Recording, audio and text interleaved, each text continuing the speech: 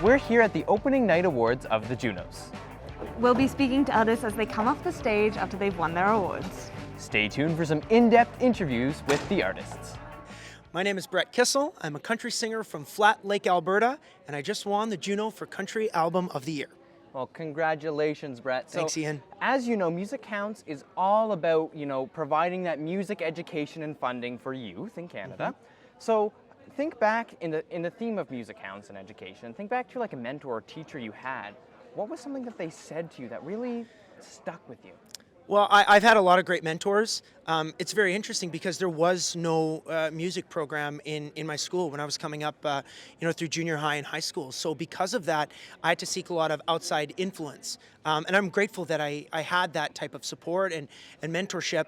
I love to play guitar. So there was a guy named Freddie Pelche from Birch Hill, Saskatchewan. He played with the Tyson for years and every great country act. So Freddie taught me a lot of great things about guitar, but then there's another extraordinary artist from Alberta named Danny Hooper, who taught me all about entertainment. And he and Garth Brooks taught me a lot of the same philosophies in terms of performing and entertaining and truly making every decision that you make about the crowd, which is your number one priority. So I'm very grateful for that type of leadership. And that's super, super important. So Brett, think back to young high school Brett. If you could take a time machine, go back, give him some advice, what is one thing you'd tell him? Save more money. I was doing pretty good. I was playing a lot of gigs locally and stuff like that. And I don't know, I'd do a gig at a rodeo and get paid like $1,500. And I had just turned 18, so I spent $1,500 on it on beer. And then I'd be like, oh my gosh, I have no money to get home. I got to pay for gas. So I wish I was a little smarter with my money when I was in high school and first year out of high school too. Amazing. Well, Brett, that's all the questions we have for you. Thank you so much for joining us today. Thanks, on Ian. Spartan TV. Yeah, you betcha, and congratulations. I will see you. I'm probably not recording, but I promise you, I will see you. Your name is going to be in lights. Hey, my name is Serena Ryder, and I am from Toronto, Canada, and I just won Adult Contemporary Album of the Year.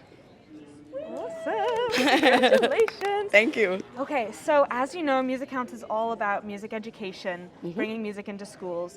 Did you have a mentor or a teacher that was important in your music journey growing up? Oh gosh, I've had so many amazing teachers.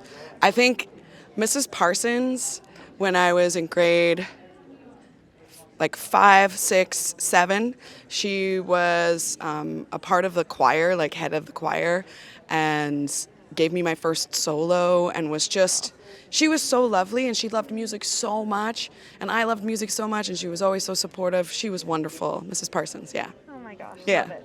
So going back to your high school self, first, can you tell us a little bit about her? What was she like? What was young Serena like? High school self, well, there was like kind of two different high school selves because there was the first round of high school, which was the grade 9, 10, and I went to kind of more of a sports school. So I spent a lot of time sitting on the heaters in the lobby in the wintertime. The second school that I went to was an art school, and it was called Peterborough Collegiate Vocational School, PCVS. And it was like I had found my people, and there were so many people who were super into arts and super into, just that kind of way of being, which was amazing. I've always been obsessed with music, so you could find me in the halls with a guitar all of the time. Yeah. Oh, I love it. If you could go back and talk to her now, what advice would you give her? I would probably tell her to trust herself a little more. Yeah, trust herself a little bit more and realize that her gut is right. Always right. Amazing. Yeah. Thank you so much. You're welcome. Congratulations. Thank you. So when did you realize, Alan, that working in the music industry was going to be a career path for you? Well, I could sit here and talk about that for about a half an hour, but I'll give you the short answer. When I was a teenager growing up, I spoke through music. I used music to talk to people in a way. I would play songs and stuff, and I got a job at a radio station as a gardener, mowing lawns. And because I wanted to work close to music, And that job led me to becoming a music director for a radio station, that led me to becoming a promo rep for a record company, that led me to becoming the head of A&R for another record company. It was always in my bones that I needed to be involved in music in some way. And I wasn't talented enough to play, so I wanted to be someone who could support music in a different way. And so yeah, I've literally been working in this business almost 40 years. When you go back to my mowing lawn days, as that first started at the radio station. That's very powerful. That's very powerful. And I mean, look at the impact you've had on this music industry and all the music counts and everything you've done. Yeah, I've had honestly a pretty blessed life to work in the music industry, and more importantly, support artists. And that's what's so great about Music Counts, as you were saying. Giving kids instruments. I used to say when I was A&R, I was finding talent all across this country. So I went from finding talent to seeding talent, from finding artists and then actually giving kids instruments and giving the opportunity to go out and hopefully become a Juno nominee, a Juno winner at some point. So Alan, being in the industry for over 40 years, as you said, what would be some advice to maybe an That makes me sound so old. Sorry, 40 years. Gee, that came out of my mouth and I'm like, what? I'm only 46. No. So I guess what advice would you give to maybe an artist who's up and coming and inspiring and wants to be involved in the music industry but is kind of unsure? What would you tell them? Well, to me, this whole industry is based around songs. And it is all about making great music. Not good, great. And that's not an easy thing to do. And so if you're an aspiring musician, I think the most important thing is work at your craft of songwriting. Because that's what you're trying to communicate. You're trying to put across your emotion, your words with music that are going to affect someone emotionally so that they will let you into their lives, into their home, to take your music in, to feel something from music. That's what drives all of this. So, you can be great on TikTok, you can have a great social following, you can do all these things. It doesn't matter unless your music's great. Wow, that's actually super important. At the root of it all, if you don't work on your music, then it'll be difficult to get anywhere. You could be a great dancer or whatever else, but you still need to make great music. Okay. Well, Alan, thank you so much for taking the time to speak with us today here on Spartan TV. Well, my absolute pleasure. Thanks for being here and supporting the Junos. We'll start off. Music Counts is all about music education in schools, bringing it to communities and kids. So is there a teacher or a mentor that has had a really big impact on you through your music journey? Well, I've had the same singing vocal coach ever since I was like 9 years old, up till this day. My professor Mireille is the one that taught me, she gave me a classical training for singing. She's the one that has helped me preserve my voice through the years, even like through touring and putting my vocal cords through a lot of different things, and so she's definitely the one I'm very grateful for, because she has helped me preserve my voice and to improve it, and still to this day we've known each other for almost 20 years now. That's so crazy for like 18 and what years. A voice it is to preserve. Thank you. All right, so finally, is there something you would say to your high school self, going back to young Charlotte? What advice would you give to her? I think I would tell myself to, I'd tell myself that it's okay to take my time to learn about things without rushing time. I feel like I'm still learning so much about my career. And like a lot of artists are ready to put out albums when they're 15 or 16 or 18. But my debut album, I released it when I was 26. And that's like when I was ready to release it. And I needed to go through all of those things. And that came with a lot of questioning my identity as an artist so many times, because I felt like I wasn't going fast enough. But I think I just tell myself to take my time, and it's okay to go through the motions and to go through that process. Like, you need that to improve yourself, and that's what I tell myself. What an important lesson. Thank you so much. Thank you so much. Thanks for having me. And congratulations again. Thank you so much. Okay, guys, so before you get on that stage, before you perform, do you guys have a pre-performance ritual that you do? Oh man, do we? Not really. Actually, yes. I love coffee. I love good coffee, and I make an AeroPress pretty much every night. Sometimes, if I don't have my AeroPress, I make something else, a V60 or something. But I like coffee. That's my pre-show ritual. Not these guys, because they don't drink coffee and they are lame.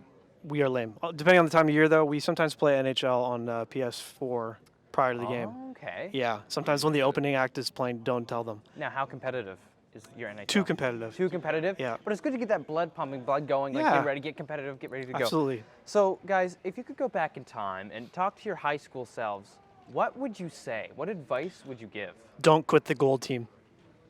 What was the gold team? It's very specific. What does that mean? When I was in grade 9, then I made the gold team, which is the higher tier, and I quit it. I got scared. Is this hockey? Hockey? Yeah. Okay. And Okay. so I don't want myself to quit. Please don't quit the gold. Myself knows what I'm talking about. Don't quit the gold team. And you are talking to yourself, so that makes sense. You got anything? No, man, I loved high school. High school, Larry was prime. So I had a good time. Larry, do what you got to do, my friend. Yeah, I don't know. It was all good. I guess just work hard. I don't know. Practice hard. Just I don't know. Keep it going. I love Yeah, it, man. that's good. You're not going to know what you're doing in 15 years, You so have no just idea. whatever. Hi, my name's Dal Screen. I'm from St. Catharines, Ontario, and I just won the Inspired Minds Ambassador Award. Knew I was going to get it wrong if I didn't look at it. So yeah, there Awesome. we go. All right, so to start us off, as you know, Music Counts is all about music education, bringing music into schools. So do you have a teacher or a few teachers that have really inspired that journey for you? Yeah, I was lucky enough when I was in high school. I had 2 teachers they weren't music teachers, but they were both music lovers. And you know, in high school, I wasn't shocker. I wasn't really great at math and science and all that stuff. And it wasn't. I don't think it was that I was just like. You know, it just didn't grab me the way that music was grabbing me when I was that young. And these Mrs. Modello and Mr. Saravelli, 2 teachers that I had, were very sort of, they were aware, and they saw that I was passionate, that it wasn't that I was not interested, but I was just passionate about playing music and listening to music. And both of them were very instrumental in just allowing me to feel some sort of confidence in myself, you know, that this could be something I could at least try to focus on, as opposed to the other teachers that were telling me to do better in science and get a backup plan and apply for college and all that stuff. So yeah, they were both very, very, very important to me. Amazing. So you mentioned your high school self there briefly. If you could go back in time, what would you say to him? What advice would you give? I guess I would go and say, keep doing what you're doing, you know, because you know, there was a lot of times when I was that young where I thought, you know, when all my best friends were applying for university and stuff, and I was sort of scraping by just trying to figure out what my life was going to look like. I was nervous and worried, but I stuck to it, you know? So I think, yeah, I would just go give myself a high five and say, keep it going. I love it. Yeah. Right, so you've dedicated so much time and energy to Music Counts. So how do you feel about music education? What is its importance? And can you speak a bit about your experience? Yeah, I think arts and education, like education of the arts, music, anything that has to do with the arts is very important because, you know, it's like the first thing to be cut from budgets all the time, but I think that, you know, not like I keep saying this, but like not every kid is good at math or is going to want to be good at science or wants to be a history teacher or whatever, you know. There are some kids who just feel this passion towards something that can't really be graded, you know, and it has to be cultivated, it has to be supported because some of us speak this language, you know, and so that's why it's important for me to try to be able to, because I went to a high school where music didn't matter. It wasn't, my guitar class didn't, you know, it was taught by one of the teachers they could find that played guitar. It just didn't matter in that school. So, yeah, just trying to be able to sort of allow kids to just have the opportunity to pick up something and see if they enjoy it. And then, I mean, it's just important to me. Awesome. Okay, guys, so you guys are here representing, on behalf of your mother, correct? Yeah. So, she's been described many times as being a mentor. What was some advice that she gave that really kind of stuck with you guys and stuck with everyone around her? One of the things is that she taught us that we could really be anything we wanted to be. So whether that's prime minister, whether that's doctors, judges, etc., there was no position that we didn't think that we were able to attain, no height that we were able to reach. She just really gave us that ultimate confidence, knowing that don't let anything stop you from getting to what you want to get to. And that, that's definitely something that has stuck with me as I've grown through the years, for sure. That's very important. Yeah, and I think it's really about, like, she would say, if you have that idea that comes to your head or that vision, it's there for a reason. It's not there because you should shun it. It's there because you've been gifted it, right? That belief that you want to do something and you want to go after something. So she would tell us to treat those thoughts that we get in our heads, those dreams that we have, as like gifts that you can attain. You just have to work towards them. And so it was, as we were hearing all the stories that people were sharing after she passed, it kind of wasn't a surprise. It was a surprise, yes, but then it was like, yeah, of course she was doing this for other people she was coming across too. My name is Fawn Wood. I am from the Satellite Cree Nation, and I just won the Traditional Indigenous Artist or Group of the Year. Amazing. All right, so Music Counts is all about music education, bringing music into schools and communities across Canada. So is there a teacher or a mentor that has been really important in your life? I've been very fortunate to come from a very musical family. We are very deeply rooted in our culture and our traditional music. And, in our Indigenous ways, we really believe that it takes a whole community to raise a child. So I've been very fortunate for all the different song keepers, the language keepers, the cultural keepers, and I have to shout them all out because really there's been so many people who left an impression on me, who helped mold me, and who helped with me on this musical journey. Yeah, amazing. You might know that Music Counts has done a bunch of work on Indigenous history and culture teaching through music in schools. So can you speak a little bit to the importance of music education, especially culturally relevant music education? Music plays such a huge role in our identity as Indigenous people. It tells our stories. We do it. Our faith and who we are is deeply rooted in it. And I believe it's such a beautiful way of expression. And that's the beautiful thing about music, is that it's an international way of expression. So it doesn't matter your background, your ethnicity, your cultural standings, or anything. That power of the music, when you feel it, it's worldly, and that's the beautiful thing. And I think it's really important for young people to understand that. 100%.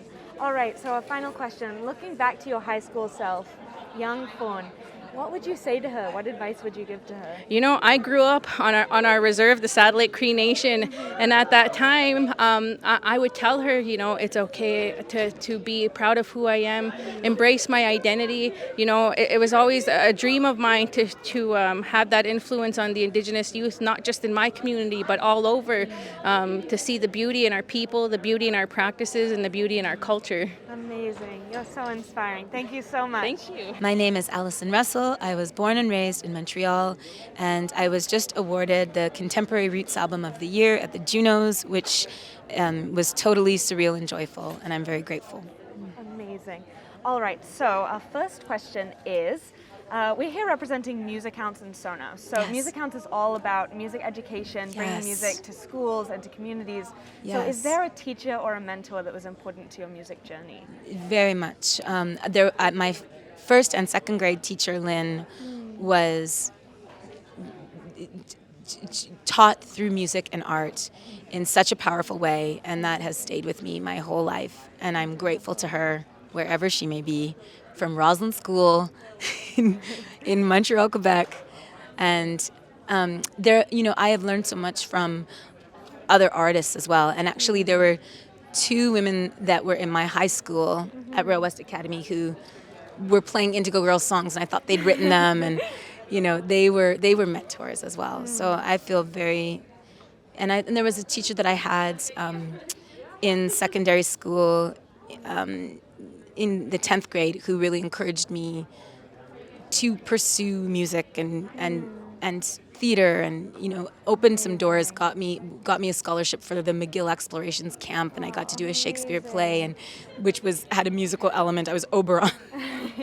I played the King of the Fairies in Midsummer Night's Dream, and it was a singing production. It was great, and those were just those opened windows of possibility. And I feel like I was very lucky to be in Montreal because there's so much free public music and art, from Caravana to Jazz Fest to the McGill Conservatory students putting on free concerts. And, I think having access to music programs, arts programs is vitally important.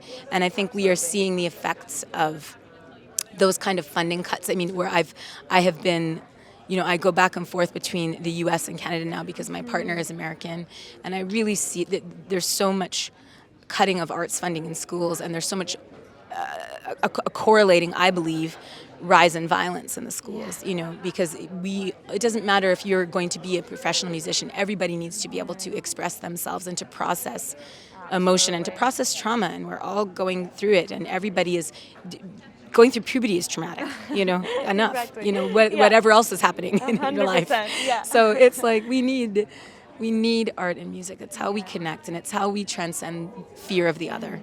Hey, this is Jesse Gold, R&B artist from Toronto, Canada, and I'm a part of the Alan Slade Junos Masterclass.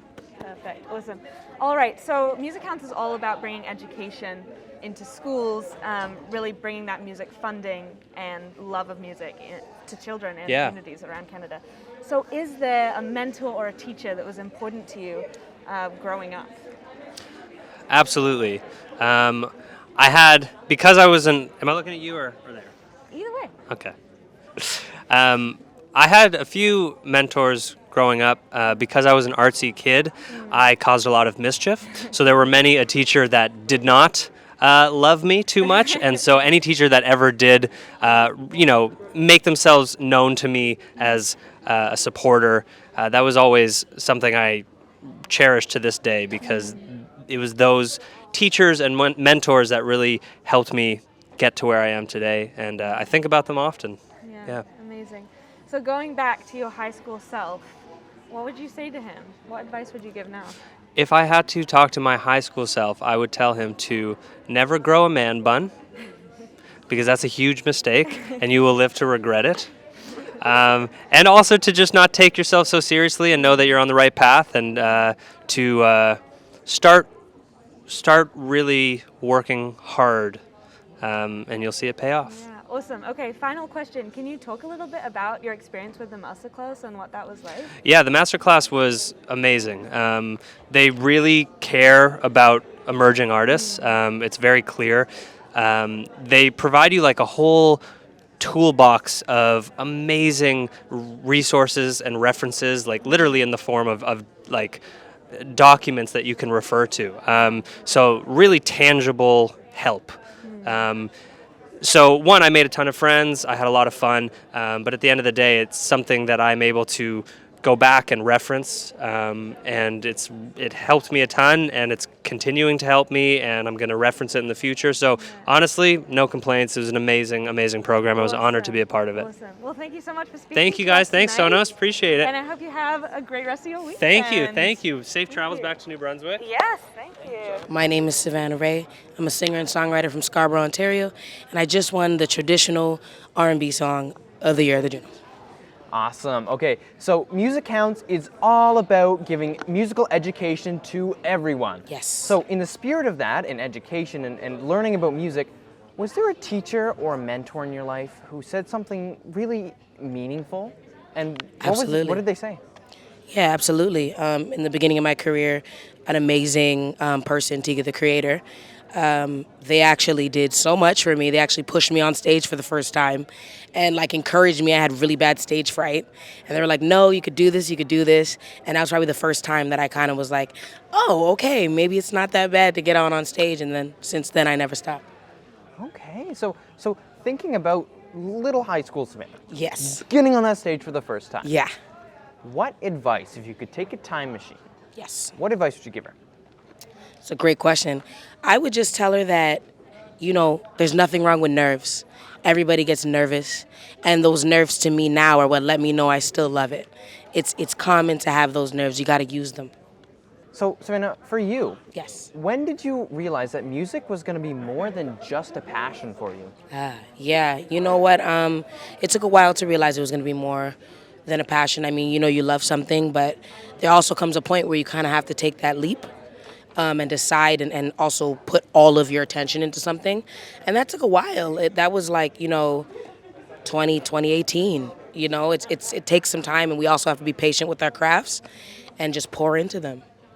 Absolutely, and I mean, here you are today. The hard work pays off, right? It works out. It does. If you keep going at it. Well, Savannah, thank you so much for joining us today here on Spartan TV. Spartan TV, thank you so much. This was great. My name is Hilker Kudis. I am from Toronto, Ontario, and I just won the Juno for Recording Engineer of the Year. Yay! Okay. Was that okay? That was okay. Amazing. Perfect. Okay, Hale. So tell me, Music Counts is all about music education and providing education to children all across the country.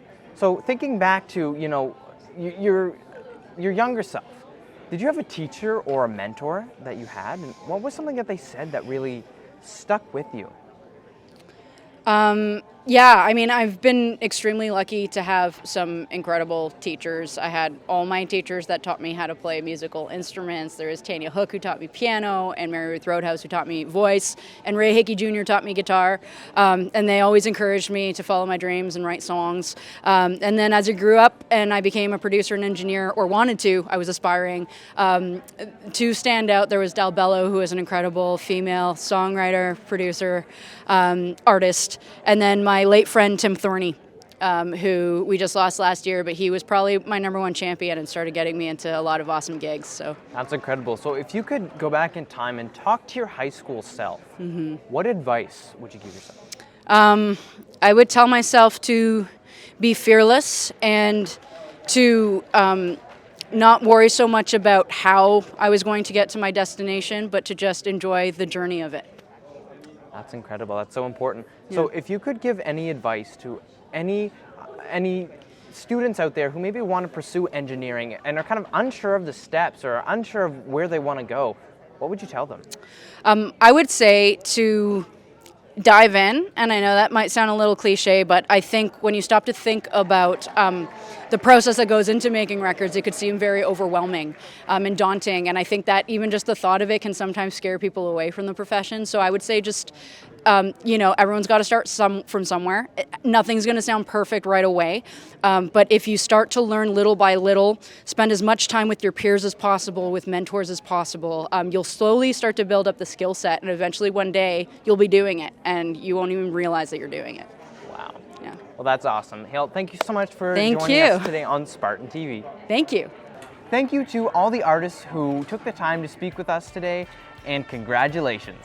We're so grateful to be here in Toronto talking to all these amazing people.